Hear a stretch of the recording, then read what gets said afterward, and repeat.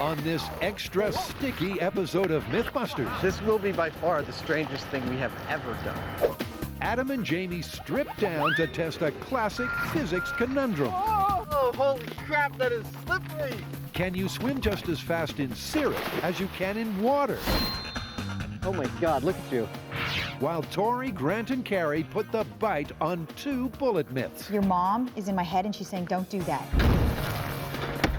Could Davy Crockett really split a lead slug on an axe blade? That is crazy, look at that. And could MacGyver blow open a steel door with a gun butt and the powder from 6 bullets?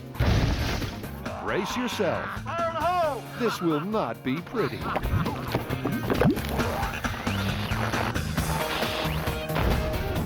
Who are the MythBusters? Adam Savage. Don't lick the mixing spoon. And Jamie Heineman. When in doubt, C4. Between them, more than 30 years of special effects experience. So the timing was perfect. Joining them, Carrie Byron. That was a rush! Grant Imahara. Let's get it on! And Tori Belleci. I'm alive! They don't just tell the myth.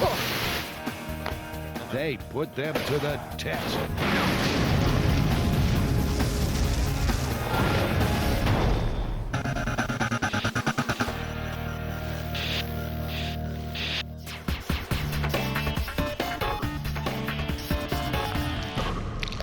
So I see swim goggles, I see a swim cap, and I see syrup.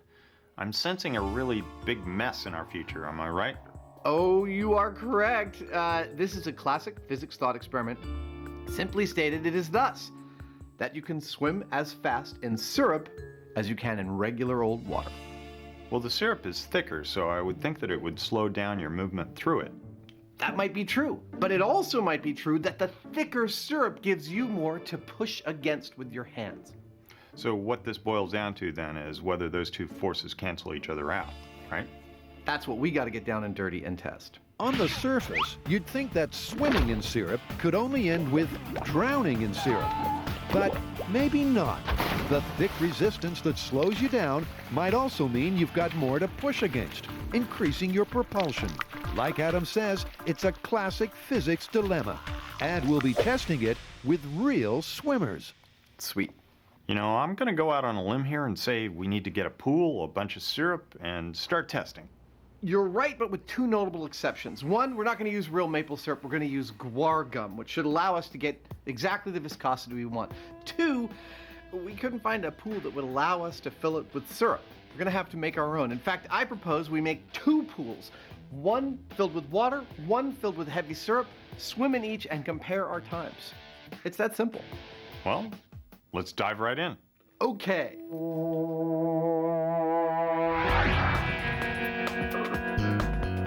Well, this may look like just a clearing in the hills of Dublin, Pleasanton, California, but by the time we're done with it, by the end of the day, when we're through digging a pair of 75-foot-long pools with these puppies, this will be an experimental space on the leading edge of fluid dynamics, swimming in goo.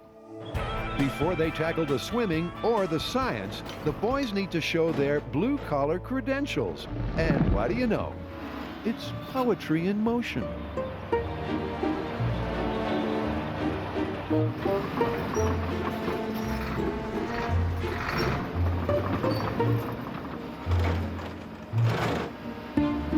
The plan is to fill one trench with plain water, purchased from the city, and the other with water thickened with guar gum.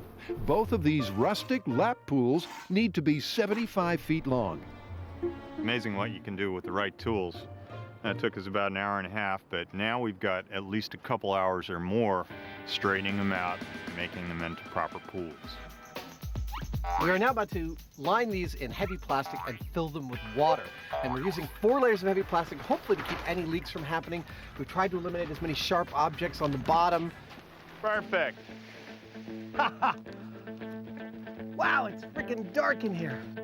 Okay, everybody just stay put. Make sure you hang on to your edges. We're ready for water. An Alameda County fire truck pumps the water. And the plastic lining, bolstered by some hefty plywood decking, seems to be holding. It's turned out to be a heck of a pool. Dude, this thing looks awesome. Dig a hole, we got some plastic, you got a pool, huh? Well, if the other trench is ready, let's make some goo and fill it. Okay. It's time to get sticky for science.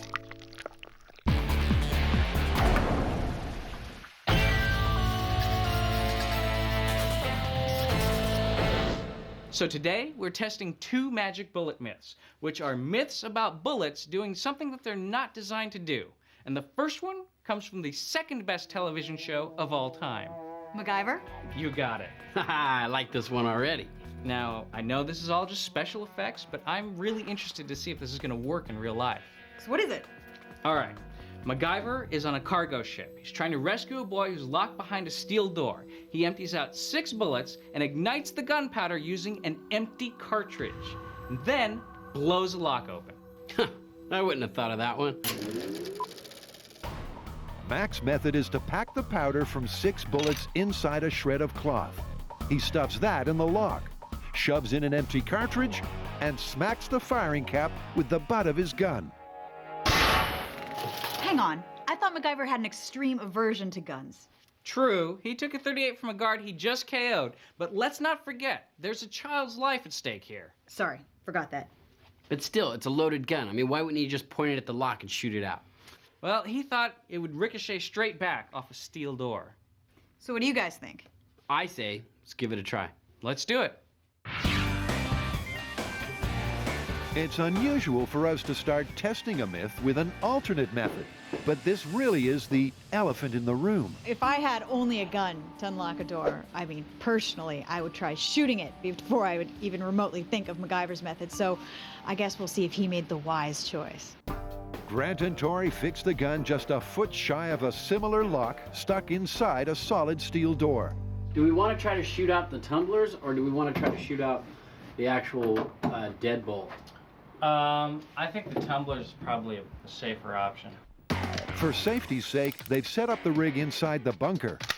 All right, we're hot, we're cocked, we're loaded. Let's get out of here. Even in the drizzle, they're better off out than in. Here we go. In 3, 2, 1. Ooh, that was a good one. Turns out it was much more than a good one. This lock was cracked with the very first bullet. We punched a hole in the face of that lock. What? Is it open? I don't accept that. We got it open in one shot. Wait. I am positive it was locked. I don't know what to say. This never happens to us. I fully expected us to be here all day, round after round, bouncing off the top or denting it. So MacGyver could have saved time and the cost of 5 bullets. But our job is to see if his method would have worked at all. Now, in order to understand this myth a little bit better and to see how this could possibly work, let's first look at how a bullet works. Now, a bullet is made up of a few different components. You have the shell, you have the slug, or the actual bullet, you have a firing cap, and you have propellant. In our case, gunpowder. Now, when you strike the firing cap, that ignites the propellant. And as the propellant burns, it'll create a large amount of pressure, which will eventually launch the bullet out the barrel. But Mac took a leaf from our book, using materials in ways that were never intended. Now, before we jump straight to the big bag, let's test his prep. First up, can you pull a bullet apart with your fingers? But he is MacGyver. He has the strength of 20 men. Apparently not. Tori has the zen-like patience of a 3-year-old unwrapping a birthday present. Okay, right now, your mom is in my head and she's saying, don't do that. So that's just Hollywood hokum. No. Ah. What about setting off a firing cap with the broad butt of a .38? Okay, so we need to test this MacGyver scene. We need to find out if you can set off one of these caps by hitting it with a gun. All right, this should be fun. Our guys are dedicated, but not insane. These cartridges have all been emptied of gunpowder. Ready, set, go. Now I know It looks like we're having a lot of fun, but this is very dangerous. We're taking all the precautions to make sure everything is done safely. Nobody should ever try setting off a bullet outside of a gun. It's a bust for Mac's ignition system. Now, I don't know about yours, but I flattened the crap out of mine, and it still didn't go off. Why is that? That's because this tiny firing cap, flush to the back of the cartridge, is designed to be struck precisely by an equally tiny firing pin. So for our testing, Carrie fits a similar pin in the base of the gun grip. Grant builds a simple rig to swing the gun, to smash the cap, to ignite the powder. Ba-bang. Bang. That is gonna be awesome. But just how much gunpowder do you get from 6 bullets? Okay, so that amount of gunpowder is only 30 grains. I mean, that's not a lot. Let me show you how much that is. That is all we have to work with to blow this lock up. I don't know if this is gonna work.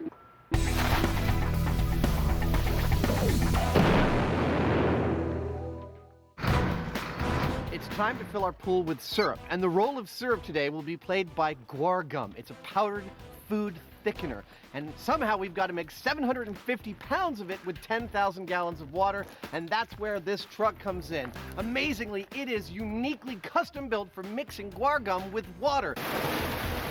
So if I'm correct, you place the 50-pound bag right here, slice open the end, and dumps in right there. Exactly right. Have you ever mixed up a guar gum mixture this thick before? We've never mixed it this thick before. We're not even sure if it'll pump. Well, it's better breaking their toys than ours. And let's remember that Adam and Jamie will soon be swimming in this. Oh, dude! It is just gooey, thick, viscous syrup. I mean, forget about swimming. Just getting in it is an accomplishment. Whoa! Dude! As trench number 2 fills slowly with goo, Adam's worst fears start to congeal. You know how hard it's going to be to get out of this stuff? Darn near impossible. This will be by far the strangest thing we have ever done. When we're all done with this, 12,000 gallons of syrup ready for scientific testing. Based on what I'm seeing at this point, this stuff in the pit is about as thick as any syrup I've ever seen. So, will we be able to swim fast in it? I don't think so. The theory goes that you might swim just as fast in something really gooey because you're pushing back against a liquid that's more resistant than water. Well, that's the theory, but we're all here to see some action and some flesh. Hey, you ready? I'm ready. Okay, I'll swim first if you don't mind. There's your starting pistol. There's your timer. And these things are so comfy. I've been wearing mine all day. Jamie averts his eyes and bites his tongue, knowing he'll be the next man stripping down to his racing undies. All right. Let's go. On your mark. Ready. This is the first of 3 freshwater sprints. They'll average out the times for a comparison to swimming in syrup. 1572. I'll bet I'll do faster the second time. It's just got to get used to swimming in such a narrow channel. It really doesn't matter how fast he swims, so long as they get a good set of numbers. 1478. But Adam just can't resist showing off for the ladies. A little bit quicker each time. 1462. You want to go? Did you pee in the pool? I did not. And that's good enough for Jamie. He dons the cap and goggles and hands the gun to Adam. I gotta say, I feel less like a swimming coach than a guy defending his house in the middle of the night. You kids get off my lawn! Jamie proves to be more of a distance swimmer. But again, speed isn't the issue. What kind of a swimmer am I? Well, I'm not very fast. I get the job done, that's about it. 24. And now they're ready to swim in something that's more like treacle.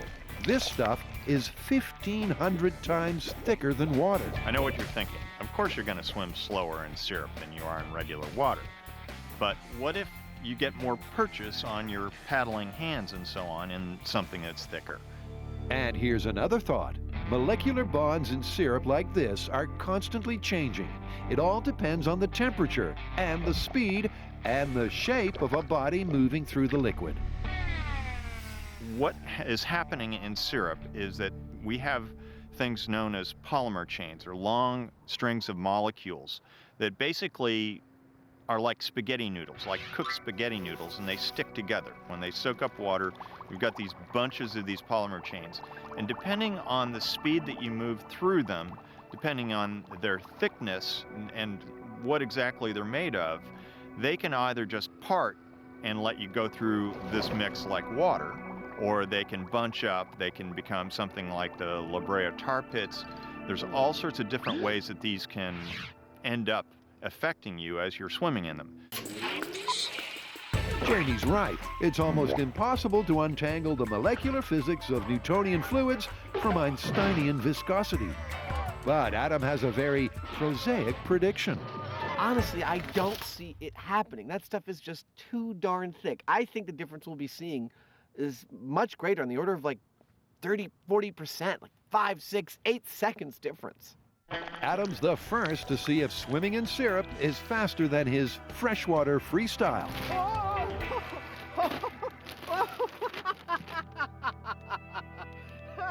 Oh, holy crap, that is slippery! He looks fast, but those resounding plops tell a different story. 1862. That was respectably close. That's not that much different. That's only about 3 seconds or so slower. This stuff feels completely bizarre. Oh, just like being born again. So let's get bored again. 18.94. And again.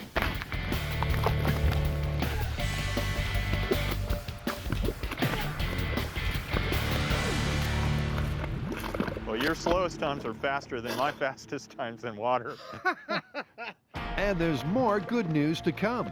Adam's average freshwater times weren't that much different to swimming in syrup. I'm really surprised how fast I was able to go.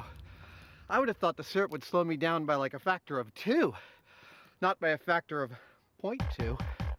But we'd like 2 sets of figures. Time for Jamie to dip his doodle in that cold, cold sludge.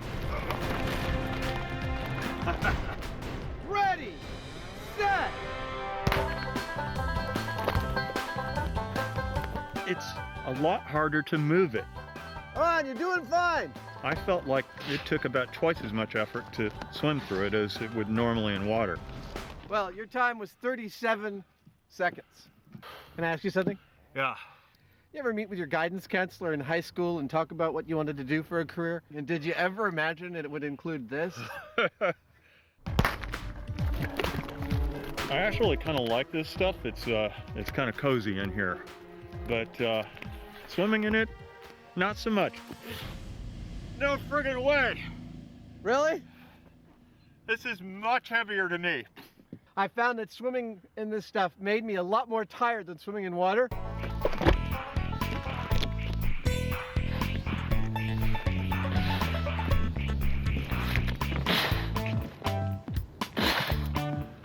That looked like a lot of work. So Jamie officially retires from competitive syrup swimming. We'll be using Adam's averages to make the comparisons. You all right? I'm fine. I'm just glad I didn't fall in there. Yeah.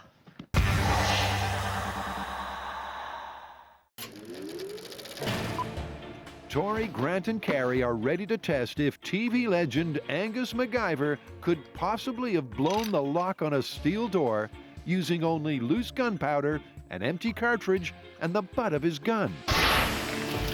We're back at the Alameda Bomb Range, which is one of our favorite places to go because we can do all the things that we can't do in the shop, like blow doors open with gunpowder. Get in there. Somebody go get MacGyver! All right, so that is 30 grains of smokeless powder. That's 6 bullets worth? Yeah, I know. Doesn't look like much. I mean, do you think that's gonna blow the lock open? Hey, it worked for MacGyver. Yeah, I doubt it. I think the hardest part is gonna be getting that into the lock. I know. All right, let's do it. Carrie does manage to stuff the cloth in the lock. That's the first real thumbs up for this myth. Okay, that should be it. Then the boys attach Grant's custom rig to the door frame. So our lock is right behind here. It's got the bit of bandana with the powder in it. This is our cap, and this is our mechanism to swing the gun. It's a little more complicated than just hitting it, but for safety's sake, we need something to do it remotely. Do you want to put tension on the string, see if it holds up? Yeah, go ahead. Perfect. Okay, this is MacGyver gunpowder and lock test 1. You guys ready to have your minds blown? Yeah. Here we go. In 3, 2, 1. No smoke, no fire, and no boom. I realize the earplugs are more for your countdown than the actual popping. The pin on the gun grip did strike the cap, but it didn't ignite the powder. Yeah, it went off, but the powder didn't. So what's the next step? I mean, the obvious thing is that the cap is not coming into contact with the powder because of the cloth. Maybe what we do is we put a hole in the cloth so that we have the cap in contact with the powder. All right, well, let's give that a shot. So Tori sensibly spreads the gunpowder all the way back to the ignition cap. Here we go. 3, 2, 1. Silence is deafening.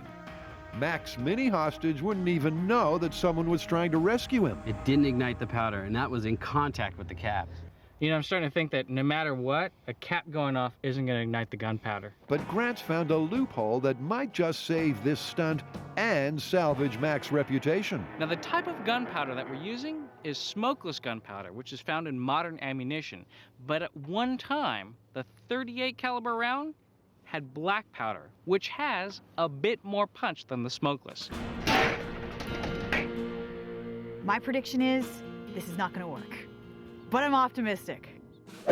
This might be their last chance to blow the lock like Mac did.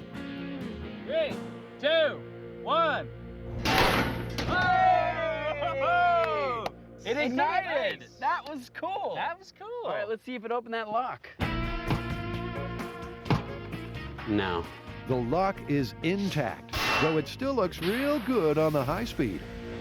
It looks just like it did on the episode. Yeah. Except for that part where the door opens. So this door-busting myth, as seen on TV, is busted.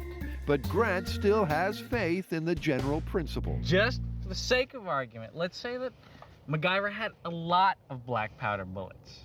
Yeah, let's fill the whole Fill thing. the lock with black powder and then see. So they do, all the way up to the keyhole. And I've measured out 600 grains of black powder. That's 120 bullets worth of black powder. Now, that's a lot more than MacGyver had. Is that going to be enough to blow the lock open? We're about to find out. And their best chance for a big result is to forego the cartridge cap for an electric igniter.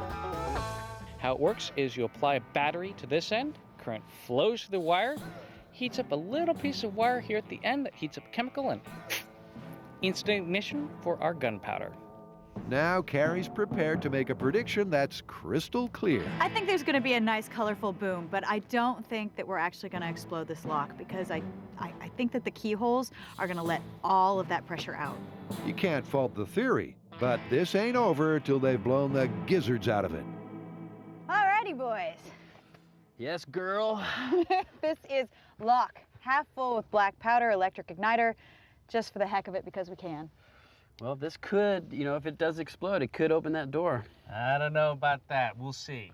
All right, in 3, 2, 1. Whoa! Yeah! Wow! We blew the door open! Blew the door open! Why am I always wrong? I grossly underestimated the power of black powder in this lock. I thought there was no way in heck that door was opening, and it's wide open. And I hated it. And Tori's right, and I'm wrong. I hate that. As much fun as I had today, I'm a little bit disappointed. Why? Because every prediction you had was wrong? Yeah, a little bit, but I mean, God, Guys, we busted MacGyver. Yes, but we proved that the general principle is sound. You just need a lot more gunpowder. And we even proved that you could set off gunpowder using an empty cartridge by hitting it with the butt of a gun. I'm very impressed. But we did have a clear demonstration on how this was supposed to have worked from the TV show using only 6 bullets worth of powder, and we didn't come anywhere close to that. All right, so this one is busted. Busted. Busted. Well, you know what? It's not MacGyver's fault. It was the writer's fault. Good point. MacGyver's real. Yeah, so is the Tooth Fairy. No, that's a myth. No, he's real too. No, Sasquatch is a myth.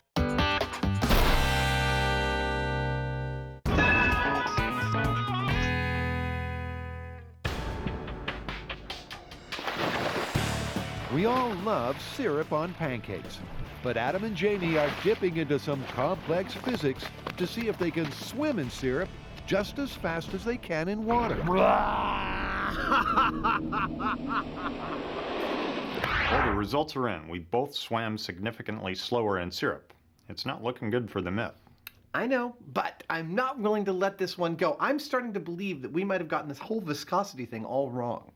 How so? Nobody would deny that we were swimming in syrup. Right, but it was an average Joe's interpretation of syrup, and it was 1,500 times more viscous than water. And this myth has its origins as a physics thought experiment. To a physicist, something that's only twice the viscosity of water could be called a syrup, and we might get very different results with a material like that. Seems one man's water might be another man's syrup. Before they fill the pool with a much lighter blend, Jamie wants to run some quick tests in a much smaller trough. We need to test the resistance of our syrup, and so we're going to do that on a tabletop in these specially made tanks. I'm going to be building a mechanical device that will drag a paddle through the syrup, and that way we'll get the measurements we need. Adam adds just enough gum to make double thick water. Jamie's clever doodad has a force meter that measures resistance as it drags a paddle through the syrup tank and the water tank at different speeds. Okay, that might be a little fast. What we're going to be doing is looking for any kind of patterns that tell us whether the syrup is actually behaving the same as the water or where it differs. 2.3. A dozen tests later, they've seen the resistance in both liquids rise steadily as they raise the voltage and the paddle moves faster. No surprise and not much help. That was 9. But when they hit 8 volts in the syrup, that resistance stops resisting. At a certain point, it leveled off, it plateaued, and we were moving faster through the syrup, but we weren't seeing any more resistance. It was about the same as it is in the water. It's the first real data they found to give this myth a positive spin. If they swim fast enough through double syrup, it might come close to swimming in water. 2, 1. Might actually be something to this myth. Well, let's get back out there and do it full scale. I'm dying to jump into this stuff. Good. Why don't you do the swimming? Totally fine. Back in the trenches, it's time for a full-scale refill with a brand new recipe. It should be perfect. Let's let her rip. All right. Let's bring on the water. So we have, in order to test this, scaled back our syrup swimming pool all the way down to something that's only between 2 and 5 times as viscous as water. But rest assured, to a physicist, this is a significant difference from regular water. Now the question is, will there be a significant difference in my swimming time? But first, we'll have to re-rate Adam in regular water. After all, it's a new day, and he could be a few seconds slower or faster. Adam's first effort shows that getting a new set of figures was a prudent move. You're there. 1343. Damn. I was worried that I was out of shape, but that's pretty darn good. Let's go for another one. So, the average time for all 3 swims is a full second faster than the day before. Why don't we take a quick break and then move into the syrup? why don't we take a little bit of a reasonable break, and then I'll swim in the syrup. Okay. While Adam takes a well-earned soak, let's reflect on the practical benefits of learning to swim through syrup. You know, somebody's going to be wondering what possible real-world application this is going to have. that person would be ignoring the fact of the great 1919 molasses flood in Boston, in which a massive vat of molasses broke free. Molasses poured into the streets and killed 21 people who presumably had no idea how to swim in syrup. Well, it just goes to show you got to collect those skills to be ready for anything, right? Yeah. Meantime, back at Club Mud, Ah, it's gold. Okay, here we go. Whoa! Okay, Adam, and syrup twice as thick as water. Adam strikes out again There, and sets a really fast time. 14.02 seconds. Nice! You know what that is? That's significant data. Let's go again. Okay. Adam's next 2 laps are both well under 15 seconds. 14.62. Ah, it looks like I'm getting tired and slowing down. A little bit. At the very least, this comparison looks like a close call. So you want to know how you did? Lay it on me, Coach. Okay, well, in the heavy syrup, you swam 27% slower than you did in water. But in the light syrup, you swam 2.8% slower than you did in water. That's Wow. a big difference. Yeah, I mean, I'll wager that the difference between any 3 of my times in either of the water or either of the syrups was greater than 2.8%. Yeah, that's less than half a second variation. It's well within the margin of error. That's a really cool result. In the heavy treacle analog, Adam's times were 28% slower than they were in water, so that's myth busted. Then again, his times in light syrup were much the same as swimming in water, so that's myth confirmed. Obviously, there's a threshold between the two, and I'd like to find where that threshold exactly is, i.e. something that the layperson would call syrup, yet you can swim just as fast in it.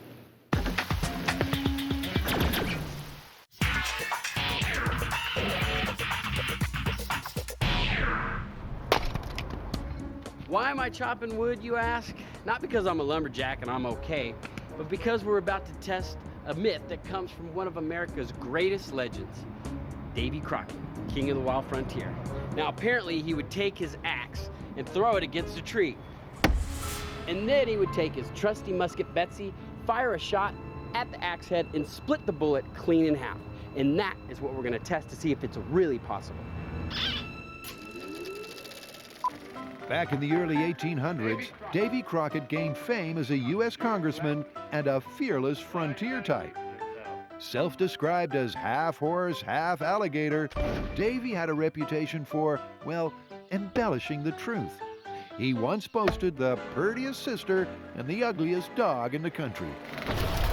So look, this guy was real and a huge part of American folklore. Yeah, I mean, back in the 50s, like almost every kid had one of those Davy Crockett coonskin caps. But he did tell a lot of whoppers. He used to say that he could grin the bark off a tree. And that's just one tall tale. I mean, with all these crazy stories, it casts a lot of doubt on this myth that he could split a bullet by hitting an axe head. Unfortunately, I couldn't agree more. Well, the only way to prove it is to test it, right? Right, and I can't wait. Me too. It's an old-time myth you just couldn't test with modern firearms. 200 years ago, the guns were slower and the lead bullets were rounder and softer. But rest assured, the axes were sharp. All we have to do is shoot the axe head with the bullet and split it in two. How hard can that be? What are we gonna do with the rest of our day? I don't know. I'm always looking forward to the historical myths, and this one is extra fun because I really am into Davy Crockett. I love all of the cap and ball musket shooting. It's going to be a good day. That's the spirit, Carrie. Unwavering optimism in the face of yet another myth that beggars belief. Well, pin the tail and the coonskin cap. Now, hitting our target with these muskets is going to be tough. They're heavy. They're not as accurate as a modern-day rifle. So we thought maybe if we dress up like Davy Crockett, maybe they'll give us an advantage to hit our target. You know, maybe we channel him, Davy, help me hit my target. But I doubt it. Now, most folk wouldn't take advice from a man who shot his own hat, but I wouldn't say that out loud to Jim Mitchell. Jim's an expert on antique American firearms. Jim! Good to see you again. Good to see you. Jim's outfit terrifies me. I feel like his hat's gonna bite him at any moment or just like crawl up on me. See, you've got a couple of 58 calibers there with you. Are you comfortable with them, shooting them, loading them? Maybe you should give us a little refresher course. It sure couldn't hurt. These old-time rifles aren't exactly user-friendly. First thing, you load up your powder. Measure your powder out into the measure.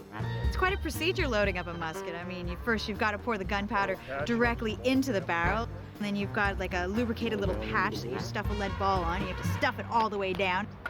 I mean, can you imagine loading that thing over and over and over if you had to be a quick shot? But shooting these guns is just as tricky. They all need practice. And here's Carrie's tip for making fruit salad in less than 1/10 of a second. Grant shoots a soda bottle. Nice. And Tori terminates a tomato. Get it. Get that tomato. That's what you get for not being organic. Right now we're just hitting the targets just to see if we could sight these guns in, and they seem pretty accurate.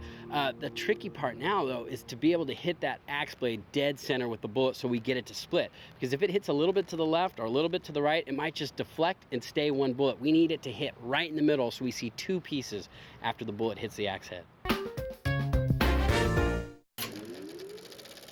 Tori, Grant, and Carrie are testing the myth that Davy Crockett could hit 2 targets with 1 bullet by splitting it on an axe blade.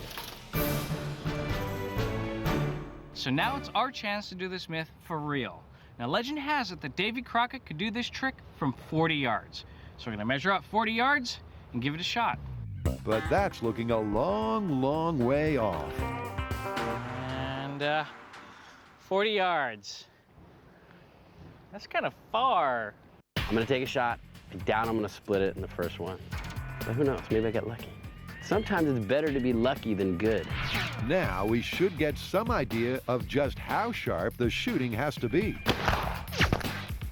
Not bad at all. Let's try a take 2. Still a little to the left. Tori's got one more shot before the others get their chance. Confirming the 2-target myth means splitting a bullet in half. That's as tough as anything these guys have ever attempted. Look it. 1, 2, 3. Whoa! I hit the blade. That's great. That is crazy. Look at that. It just hit here. I mean, I was maybe 1/8 of an inch off from hitting it dead center. I think with a little practice, you could hit that. Yeah, I mean, if you practice, you'd be able to hit this all day. But I mean, we're not looking at accuracy. We're looking at whether or not you could split the bullet. All right, well, let's split the difference, come in 20 yards, and then try it again. All right. They bring the mark in because this myth is more about if a bullet can split in 2 than where you took the shot from. Hey, nice shot. Wow. Carrie goes close. Whoa. Then closer as she grazes the handle. Look, you can see the burn mark. Nice shot. All right. Thank you. Good one. Give me one more. All One right, more. One more All shot. right. Hard to say no to a girl with a gun. Close but no cigar, as my dad would say. Look at that. Just grazed the axe. To be able to hit the blade by shooting offhand, it's going to take a long time and a lot of practice. Daylight's fading, so Grant gets to shoot off a sandbag. This could be the shot that confirms the Crockett myth. This axe don't stand a chance. You hit the blade, Look right here. Skimmed it. You're real close. so you just got to go over just like 1/8 of an inch to the right. Like a hair. The shots are almost perfect, but for this test, almost just doesn't cut it. You know what? It's incredibly difficult, even off the rest. So I'm gonna give it one more shot. And Grant can see Coyote Jim waiting in the wings. No splits. If Davy Crockett could do this, he was quite a shot. Now, before we move on to the expert, how would you guys feel about me taking one shot from the bench? Sure, go ahead. Knock yourself out. I'm dying to do it. And we're dying to see if this split bullet myth is just another tall tale. Someone needs to step up and hit that blade with perfect precision.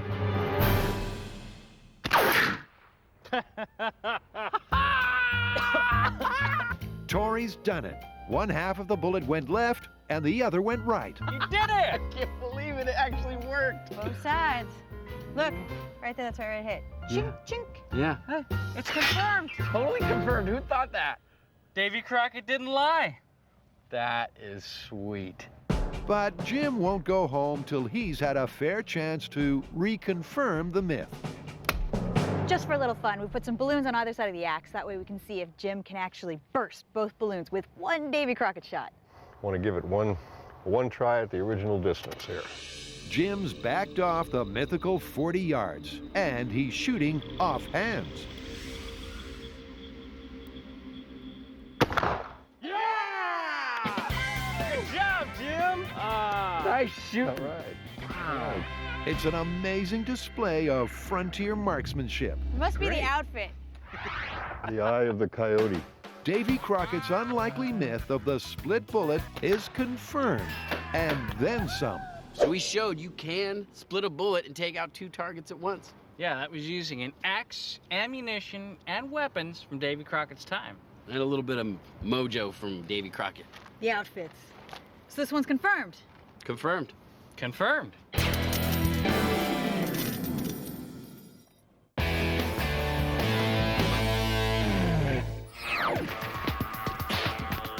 Jamie and Adam are testing if the extra thrust you'd get from swimming through syrup might just counteract the added resistance. This stuff feels completely bizarre. Adam's times in double thick light syrup were much the same as swimming in water. But in heavy syrup, he made it through in 19.18 seconds. So that puts him at about 28% slower in heavy syrup versus water. So now they'll mix up one last batch with a texture that's more like good old maple syrup. Not too thick, not too thin, but just right. That's the Goldilocks myth. We're mixing up a batch right now, and soon we'll be putting it to the test. It's a blend that should meet any definition of syrup. 500 times thicker than water. Another in the line of "what are we doing" moments. Whoa, whoa, whoa, whoa. As a veteran of 15,000 breakfasts, Adam's well qualified to judge the sludge. Man, it definitely feels like something I've put on pancakes before. I'd say somewhere between commercial grade maple syrup and 40 weight motor oil. Goldilocks syrup. So these are Adam's last 3 swims, and given how fast he swam in the light syrup, his times in this stuff should be really interesting. What's my time? 14.34. Yeah! That goopy-looking scum on top we call fish eyes. It's just clusters of guar gum. Adam actually seems to enjoy swimming in it. 13.81. Yeah! Woo! Good job. Thank you. You're done. You can get out now. I'm officially done. Adam's times were nice and steady, but it stands to reason that a better swimmer would be even more consistent, and that makes for better science. Enter this fine specimen. Nathan Adrian was a gold medal winner at the Beijing Olympics. Hello, sir. Hey, how's it going? Oh my God, look at you. Hey, Nathan. Hey, how you doing? That's perfect. You feel like running some tests for us? Absolutely, I'd love to. Let's start him off in a bent pool filled with straight water to set a baseline time. This surprise of Jamie's is proving extremely fruitful. Not only is Nathan fast, which I expected, he's super consistent. All of his times are within half a second of each other. My times had about a 1 second spread, so it just means that the data is that much more precise. 9.81. Can we let him get out? Let's let him get out. Now it's time for this sports hero to swim in something gooey and slippery. On your mark. Get set. Nathan, just pretend that you're one with the syrup. Almost dead on the money. 10.87. Is that funky or what? So weird. So weird. You can bet this wasn't part of Nathan's post-Olympic dream. Just think about it like you gotta swim faster to get out of it quicker. A man with the right stuff forced to wallow in some very wrong stuff. Awesome. I can tell you're starting to get into it a little bit. It grows on you after a while, doesn't it? I don't think so. Nathan's either too polite or too distressed to answer back. But he does give us 2 more hot laps. As far as resistance goes, when you're swimming at speed, it doesn't feel all that much different than water, truthfully. So Jamie tries to make sense of the stats. Nathan was a full 9% slower in medium syrup than water. More surprisingly, while his water times were super consistent, his syrup swims were much less consistent than Adam's. And with Adam swimming just 5.4% slower in syrup than water, which is almost within his margin of error, this myth could still go either way. Do you think that you were slower because the goo was offering more resistance or because it was messing with your technique? I'd have to say it was definitely messing with my technique and how comfortable I was in the water. It's such a huge disadvantage to be in such a foreign environment with the goop and everything. None of which seems to bother our boys. But given Nathan's erratic times, Adam's prepared to drop a bombshell. We're going to throw out Nathan's swim times in the syrup. See, we brought him in, being an Olympic swimmer, one of the best in the world. We thought it was going to eliminate swimming time as a variable. But because what he does for hours every day is swim in a clear water pool, following a line, going as fast as he can, the syrup threw his technique out the window. Mine proved the point much better than his do. That's pretty cool. So how are we going to wrap this one up? The simple fact is that you swam just about as fast in the medium or Goldilocks syrup and the light syrup as you did in water. Well, so I'd say that makes it solidly plausible. You can swim as fast in syrup as you can in water. Plausible, depending on the viscosity of the syrup. So that's a wrap for swimming in syrup. But there's still some unfinished business on the MacGyver set. Well, you know, we MythBusters have never been ones to leave well enough alone, and we have a door here that we just don't want to take home. And with a little help from JD and some C4, they won't have to. Okay, the question is, do you want to do like a surgical kind of an entry around the lock, or do you want to just blow the crap out of it? Hardly worth asking the question, really. Blow the crap out of it. Okay, let's blow the crap out of it then. Yeah. I guess we'll be in the bunker then. So our guys duck for cover. JD sets the charge and bellows out his 4 favorite words. Fire in the hole! Fire in the hole! Fire in the hole! In 3, 2, 1.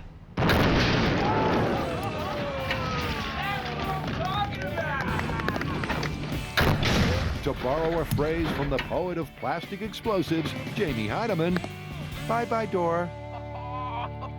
Screw black powder. That is incredible. That's like 70 feet away from the blast site. Now, personally, I think that if MacGyver had carried around a lot more C4, he could have gotten through a lot more doors a lot easier.